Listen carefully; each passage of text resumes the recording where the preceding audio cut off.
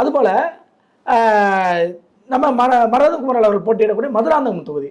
மதுராந்தகம் தொகுதி எந்த அளவுக்கு முக்கியத்துவம் வாய்ந்ததுன்னா 30 மாவட்டங்கள், அதாவது சென்னை சுற்றி இருக்கக்கூடிய 4 மாவட்டங்கள், அதாவது காஞ்சிபுரம், திருவள்ளூர், செங்கல்பட்டு, இந்த 3 மாவட்டம் சென்னை உள்ளடக்கி 30 மாவட்டங்களில் அதிமுக கடந்த முறை வெற்றி பெற்றது ஒரே ஒரு தொகுதி தான், அது மதுராந்தகம் தான்.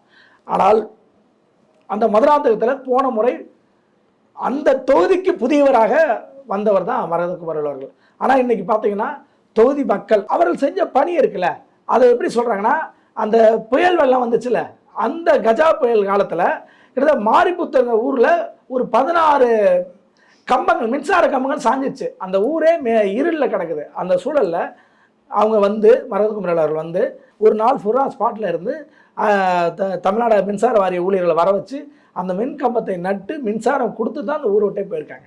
அப்போ ஒரு பெண்ணாக மட்டும் இருப்பாங்க, அதனால் மேம்பாக்காக செய்வாங்களா இல்லை, அந்த ஊரில் ஒரு நாள் இரவு தங்கி அந்த வேலையை முடிச்சதுக்கப்புறம் தான் போயிருக்காங்க.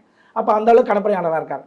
அடுத்தது பார்த்தீங்கன்னா சட்டமன்றத்திலையும் அவர்கள் வந்து ஒவ்வொரு முறையும் கேட்கும்போது அங்கே சார்பு நிலை பதிவாளர் அலுவலகம் கட்டுவதற்கு கட்டிடம் இல்லை, வாடகை கட்டிடத்தை இயங்குது. அப்போ எத்தனை நாள் வாடகை கட்டிடத்தில் இயங்குது, 2 வருடத்துக்கு மேலே இயங்குதுன்னு சொல்லி கேட்டு அந்த கட்டிடம் கட்டுவதற்கு உரிமையை வாங்கினாங்க. இப்படி தொடர்ந்து செஞ்சாங்க.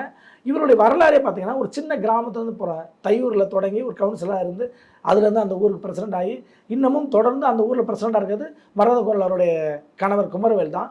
தொடர்ந்து 3 ஆண்டுகளாக 3 பீரியடாக 15 வருடங்களாக இருக்கிறாங்க.